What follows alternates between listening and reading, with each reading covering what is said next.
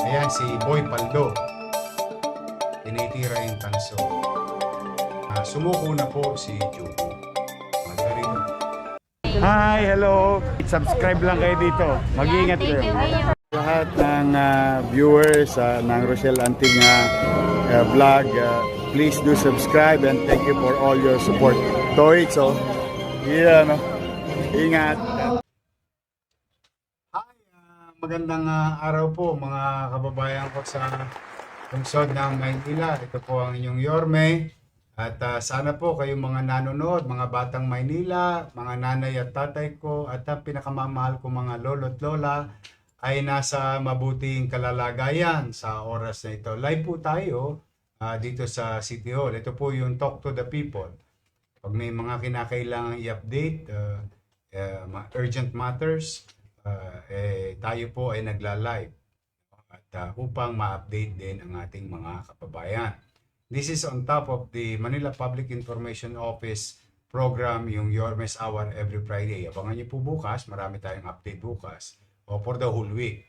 But for now, if I'm not asking too much, please do share this broadcast sa inyong mga mahal sa buhay, kakilala, at mga kapitbahay. Kahapon po, kung maalala ninyo, maraming salamat, pinaulit-ulit ko, pinagpapasalamat ko sa isang netizen na nag-video at nakarating sa atin yung video. At alam ko rin na kayong mga nanonood ay pamilyar sa sitwasyon sa arte na naresolba naman natin nung unang term natin. Ngunit nung ako po'y hindi na po mayor, ay unti-unti nagbalikan yung mga Tolonges Arten. Salamat nga po muli sa inyo at nakabalik tayo. Ay inuubos po natin yung mga namemerwisyo sa kapwa, sa hanap buhay ng mga individual or Tolonges sa ating mga mamamayang dumaraan sa lungsod ng Maynila, partikular na sa Arten.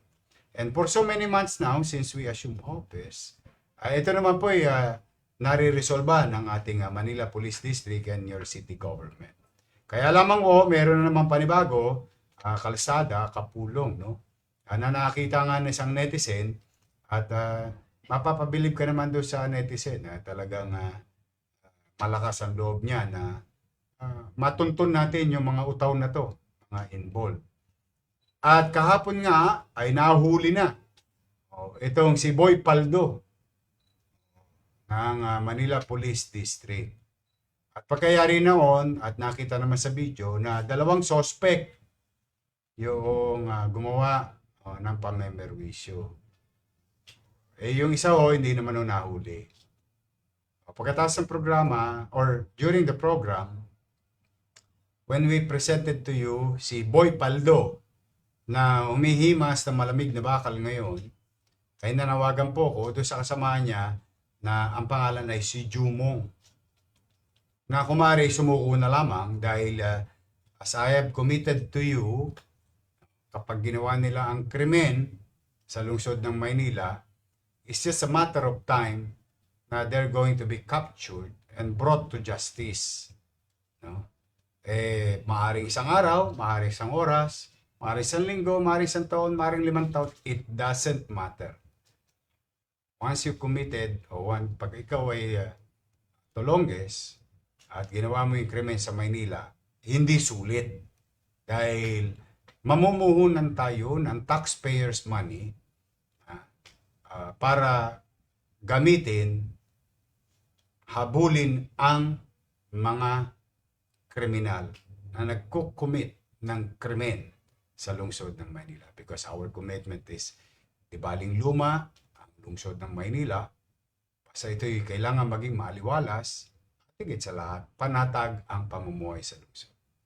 Now, after the program ng panawagan natin, kay Jumong, yung katandem ni Boy Paldo, nais ko pong ipabatid sa inyo at i-update kayo na sumuko na po si Jumong. Halika rito. Sok pa mga. Halika. Ito po si Jumong. Come closer para yan. Ito po, pakita mo ulit yung video.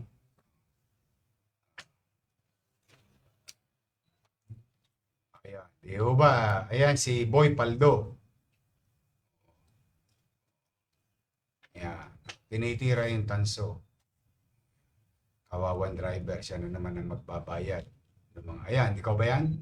Yung pangalawa? Ba't Jumong ang pangalan mo? Koreano ka ba? Ba't Jumong? Jumo Jonky ka yata. Hindi naman. Ba't Jumong? Pinalayo sa'yo. May nanay ka pa. May tatay ka pa. Nanay na lang. Ilang taon na nanay mo? Alam niya yung nangyari sa'yo. Siya yung nag-ano sa'yo. Ano sabi ng nanay mo sa'yo? Pumatagbuhan sa kansada na Yo. Na ang ano? ganun narinig ng sinabi. Ano pangalan ng nanay mo? Medang. Ha? Medang. Nedang? Medang. Nedang? Medang. Paano yun? N? M-E-N-G. Oh, Medang. Medang. O yun. Sa magulang nito, tama po yung pinayo ninyo. Tama ba sinabi mo? Ayaw kanya matagpo ang nakalatag sa kalsada. Opo. Totoo naman, ganun din ang sasabihin ng nanay ko sa akin, lalo na tayo sa tundo. Kasi yun ang posibilidad. Hindi ibig sabihin, yun na yung tiyak na mangyayari. O yan yung sinabi sa'yo ng magulang mo. So siya nanonood sa live, siya nakapanood. O anong pagkasabi niyang gano'n, ano? Yung pagkasabi niya po sa akin nun, agad po ako nag-isip Hmm. na, sige mo, yung ano, isa pong makita niya po sa kalsada na tatagpuan na lang po ako ganyan. Tatanggapin ko na lang po ako. Ayun. Ito po, sumuko. Alam niyo, ang kabutihan ng sitwasyon na to, para lang magkaliwanagan tayo. Katulad niyan, ito, sumuko. Good for him. Masaya ako para sa nanay niya kasi siyempre pare-pareho naman tayong magulang. Na yung nanay niya magkakaroon ng kapanatagan. Ngayon, dahil kay kusang sumuko, hindi na napagastos ang gobyerno sa iyo. Di ba? At saka, ulitin mo ba? Magkano kinita mo sa tanso? 90 pesos. Overin mo, 90 pesos. Sa 90 pesos, na pinaghari mo na nila, yung epekto nun sa driver ng truck, yung pahinante ng truck, malaki kasi may pamilya rin yun. Pero 90 pesos lang, tingnan mo. Kung nagulungan pa kayo ng truck, edi paalam na. Pero yun, 90 pesos. Sulit pa. Sulit. Totoo naman lagi sinasab. Kaya ako paalala ng paalala. Bakit ka ba umakyat pa? Tinuro niya po sa akin. Hindi na po sana nakakat. Tinuro niya po sa akin. Pagkakat ko po, nakakuha na po ako. Sinundan niya po. O doon sa nanay, wag ko kayo mag-alala. Ito po yung anak ninyo. Medang, no? At salamat sa iyo, sa iyong wisdom, sa nanay nito, na gawin yung tama, kaharapin, at papanagutin kung merong dapat managot. Ito na po, doon sa biktima. Ngayon, ano ang gagawin natin kay Jumo? Kasi iba yung nangyari kay Boy Paldo eh. Si Paldo nahulihan pa ng mga kung ano-ano eh. Kasi na-checkpoint siya eh. Kala niya, ligtas na sila. Ayun, katakot-takot na kaso inabot ni Boy Paldo. Na-inquest na siya. Ano ngayon ang magiging kalalagayan po, mga manonood ni Jumong? Teka muna, bago ko sabihin yung magiging sitwasyon mo.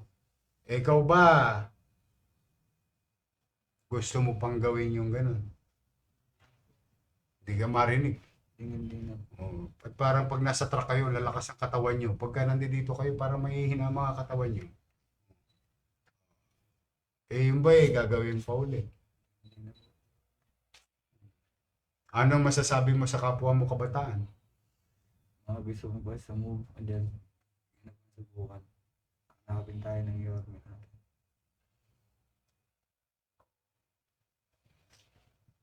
handa ka bang kaharapin kung ano magiging pasya sa iyo?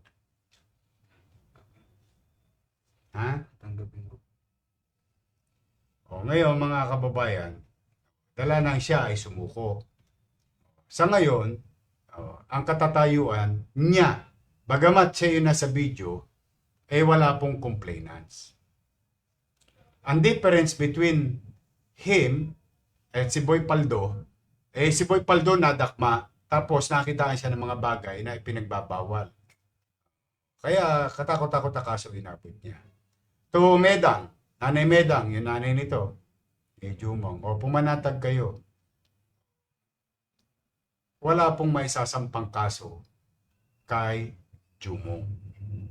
Until, ito po itong ipagdasal mo. Until yung truck driver, truck owner, pumunta sa opisina ng Don Bosco Police Station at mag-file ng complaint. In the absence of that, mamaya, sama mo na ulit nanay mo.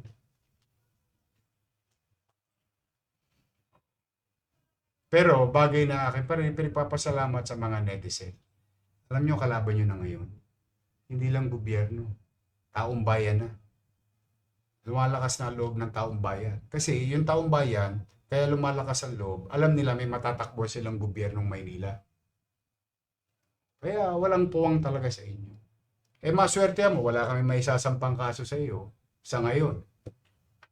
Dahil hinahanap ka namin, kaya lang kung natsyempohan ka namin na tumutorotot ka ba? Hindi ka tumutorotot. Hindi ka mabiyahe. Wala ka bang pending case? Wala ka bang kasong ginawa na kinaharap mo sa husgado? Time ko pa lang. First time mo. Virgin. 90 pesos. Pero mo. Kaya iingat kayo mga kapatid. Ilang taon ka na? 18. Naku. Huyong-huyo ka na. Pwedeng-pwede ka na. Masasabon ka pa. Medyo magiging sariwa ka sa Oblo, sa City Jail. But, kidding aside, ako bilang ama ninyo, ayaw ko kayong napapariwaran. Pero pagkatatandaan ninyo, meron akong obligasyon sa taong bayan. Kahit konyatan kita ng konyatan, useless naman yun ang pagbabago nasa tao. Kaya lamang gagampanan ko itong tungkulin ko. Sa mga manonood, ito po, balik na to sa nanay niya. Kayari dali niyo sa nanay niya. So ito sa magulang niya, until isang araw, doon sa truck driver, sa truck owner, kung sakali kayo'y magre-reklamong opisyal. For the meantime, I'm happy to be of service to bring justice and certainty sa mga nanggagago sa inyo, nangwawalang iya sa inyo. Kaya lamang, hindi ko naman po kayo pwedeng pangunahan kung ano ang babalakin ninyo sa mga katulad itong batang ito. But for the meantime, masaya ako para sa magulang niya at siya, Pasko ngayon. Ano kamay mo? Isang ulo mo Sarap mong konyatan. Sa ngayon, siya po'y malayang makakapamuhay. Kasi kung nagkataw, baka natsambahan pa siya. Dahil hanapin po talaga ng alagad ng batas ng Manila Police District. For now, at least masasabi po natin, case closed. And sa maliit naming kaparaanan, nakapagbigay kami ng hustisya at wag nang tularan yung mga katulad. Tingnan mo, no, nagpiyait-piyait na sila, naghati-hati na sila, 90 lang ang nakuha niya. Pero yung indulto at kaba sa magulang, pangamba ng magulang, pare mo, di ba masakit sa isang magulang, di bali makita kita sa loob ng kulungan kaysa sa loob ng kabaong. Masakit talaga yun sa isang magulang. Kaya kayong mga kabataan, although talaga naman bata pa, pero iisipin nyo lagi na mahal kayo ng inyong nanay, mahal kayo ng inyong tatay o ng inyong pamilya. Kung minsan man lamang, kinikipit balikat nyo lang yung ipinapayo sa inyo ng mga nakatatanda natin, Pero yun wala namang masamang intention kundi mapabuti lamang kayo. At sana ito yung kapulutan ng aral. Ngayon, wala po. Ang tawag siya, tabla-talo. Wala. Pero, pag may tinuluyan ka ng complainant, ngayon alam na kung saan ka kukunin, kilala ka na, kakaharapin mo yun later on. Kung patawarin ka niya, nasa sa inyong dalawa yun. Hindi para sa akin. Ang obligasyon ko, makapagbigay ng kapanatagan na this type of incident will not be tolerated by the city government. Okay? O, anong masasabi mo sa taong bayan? Anong mga taga Maynila? Tulad ko, pag nasubukan makita yun sa video, hirap, sobrang hirap. Kitain mo na di pamilya natin. O, yan. O, sige. So, sa kay Medang, Nanay Medang, tabayan naman yung naka mo.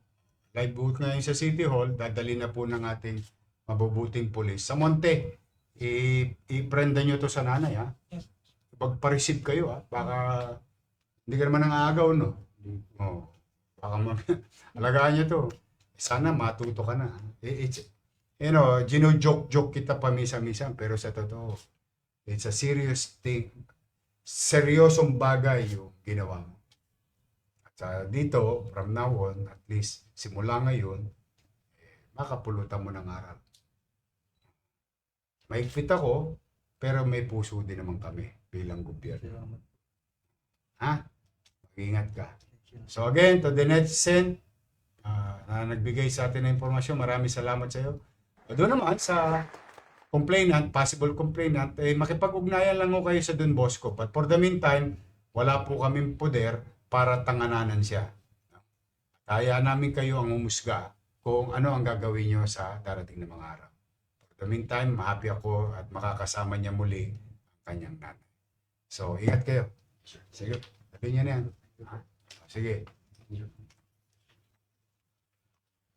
So, yan po mga kababayan, mga tagalungsod ng Maynila. Sa mga batang nanonood, birihin nyo na nung hinagis yung wad, parang pagkalaki-laki. Nung nagpiyahit-piyahit, 90 lang. Wasak ang buhay mo. 90 pesos. Kahit ba 1,000 yun.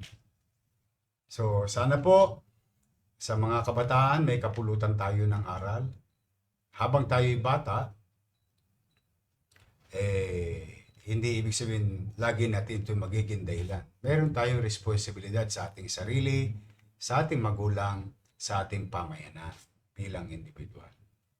At maaari, huwag nyo nang tunguin yung landas na nasa dulo ang pagsisisi. For the meantime, ito po ang inyong Yorme at masayang ibalita sa inyo. Ikinapupuri ko ang ating Manila Police District. Bagamat hindi rin perpektong organisasyon niya katulad ng City Government of Manila, rest assured, in our own little way, ay pipilitin ko pong magbuti, maging mainam, at epesyente kayong mapaglingkuran. But, again, let me take this opportunity to ask you, I cannot do it alone. Hindi ko po ito kaya mag-isa lamang. Kailangan ko po ng tulong nyo. Katulad ng mga netizen na nagbibigay sa atin ng impormasyon. At in our own little way, ay tutugunan po natin yan. So muli po, sa mga nanay tatay ko, sa minamahal kong lola at lola, I love you. O sa mga batang Maynila, ito'y kapulutan ninyo ng aral. Mag-ingat po kayo and please do share this broadcast to your loved ones. Maraming salamat po at pagpalain nawa kayo ng Pong May Kapal. Manila, God first. Thank you sa inyo, pati sa mga viewers nyo and followers nyo.